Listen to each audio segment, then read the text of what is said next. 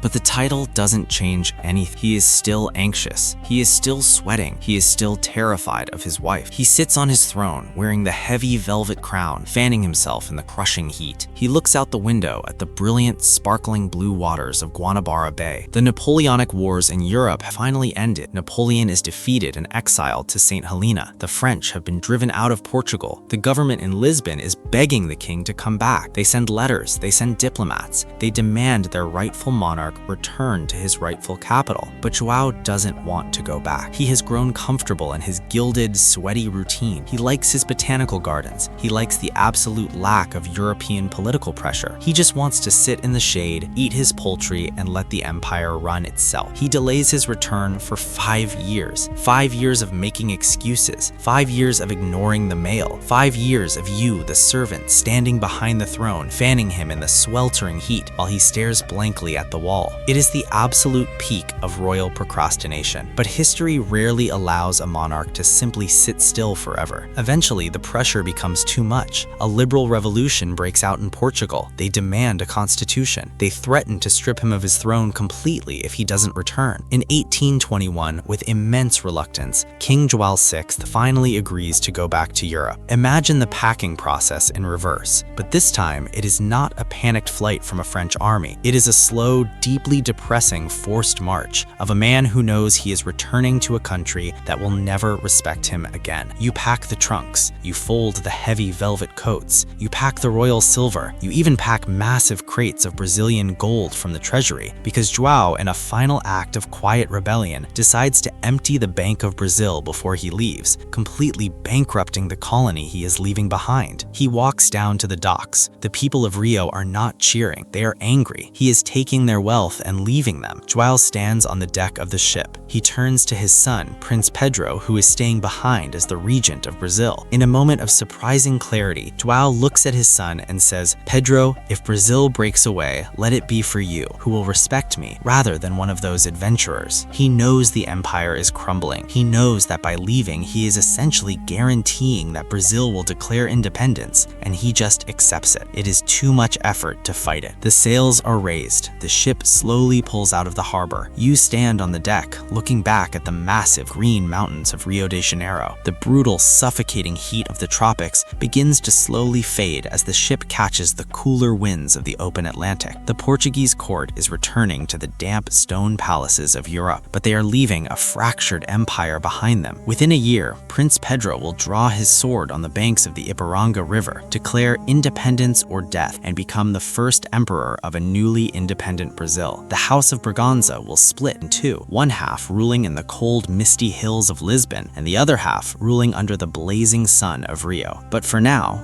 You are just on a ship. The journey back is quieter than the journey out. There is no panic, there are no lice outbreaks. There is just the slow, rhythmic rocking of the wooden hull on the deep blue water. Dom Joao goes back into his cabin. He closes the door. He sits in his chair, feeling the cool ocean breeze finally dry the sweat on his face. The drama of the tropics is over. The frantic packing, the terrifying thunderstorms, the hand-kissing ceremonies, the constant, exhausting vigilance required to survive in Carlotta Joaquina's orbit. It is all thousands of miles behind you. Just let out a long, slow breath. Let the sound of the ocean waves completely wash over you. The rise and fall of the ship, the creak of the wood. It is a slow, steady, hypnotic rhythm. Up and down, up and down. You don't have to carry the heavy trunks anymore. You don't have to swat the mosquitoes. You don't have to hold the feather fan for hours on end. You can finally close your eyes. The heavy velvet coats have been put away. The candles have all been blown out. The absolute crushing exhaustion of managing an empire's baggage is no longer your burden. Let the timeline drift one final time. We are going to let the ships sail into the fog. We are going to let the kings and queens fade into the dusty pages of the archives. History is just a long series of tired people wearing uncomfortable clothes, trying to figure out what to do with too much power and not enough common sense. And as for you, you are just an observer in the dark, a quiet witness to the completely ridiculous, deeply human frailties of the people who thought they ruled the world. The story is over. The palaces are completely empty. The tapestries are still. Just sink deep into the mattress. Let the heavy, dark quiet of the night cover you like a soft wool blanket. There is nothing left to sweep. There are no more doors to open. Sleep now. Let the kings worry about their crowns. You have finally earned your rest. Let the ocean breeze from Brazil completely fade away. The tropical heat, the sudden thunderstorms, the smell of damp velvet, let it all just wash out with the tide. We are going to make our final journey tonight. We are returning to the heart of Europe, but the era of heavy powdered wigs and clinking medieval armor is over. We have drifted into the late 19th century, the 1860s. The world outside is industrializing. There are trains, there are telegraphs, but inside the thick stone walls of the imperial palaces, time has essentially stopped. The royal families of Europe are still playing the exact same exhausting, deeply isolating games they were playing 300 years ago. They are just wearing slightly more tailored clothing. I want you to imagine the weather. It is crisp. It is a gray, overcast autumn morning in Vienna, Austria. The air smells like roasted chestnuts, damp pavement, and the faint dusty scent of old paper. You are a servant in the Hofburg Palace, and you are working for the House of Habsburg. Yes, we are back with the Habsburgs. The family tree has widened out a bit since the days of Charles II swallowing his food whole, but the absolute crushing weight of their court etiquette has not changed a single bit. It is still the exact same Spanish etiquette that forced people to shimmy through doorways and pass a glass of water through 6 different people. And you are serving a woman who genuinely, profoundly hates every single second of it. You are the personal lady-in-waiting hairdresser to Empress Elizabeth of Austria, known to history as Sisi. Sisi is widely considered the most beautiful woman in the world. She was married at 16 to Emperor Franz Joseph. Franz Joseph is a man whose entire personality is essentially a filing cabinet. He loves paperwork. He wakes up at 4 in the morning, puts on a military uniform, and sits at a desk stamping documents until sunset. He's rigid, completely unimaginative, and entirely devoted to the rules. Sisi, on the other hand, is a free spirit from Bavaria who loves riding horses, writing tragic poetry, and being left alone. When she arrived in Vienna, her mother-in-law, Archduchess Sophie, a woman who makes Catherine de' Medici look like a supportive life coach, immediately took over her life, took away her children, and told her that her only job was to stand still and look pretty. So, Sisi decided to rebel. But her rebellion wasn't loud. It wasn't a violent coup. It was a complete, agonizing withdrawal into extreme physical perfection. She decides that if her body is the only thing the empire values, she is going to control it with a terrifying, iron-fisted obsession. As her servant, your entire life is dictated by the Empress's absolute phobic terror of losing a single ounce of weight, or looking even slightly unkempt. Let's start with the hair, because the hair is your primary responsibility, and it is a full-time, emotionally draining occupation. Sisi has magnificent, thick, dark chestnut hair that reaches all the way down to her ankles. It is so heavy that it regularly gives her debilitating migraines, and every single morning you have to brush it. The hair brushing ceremony takes 3 hours. You stand behind a low chair. Cece sits down, wrapped in a white silk dressing gown. You take the silver brush, you start at the scalp, and you pull the brush all the way down to the floor, over and over.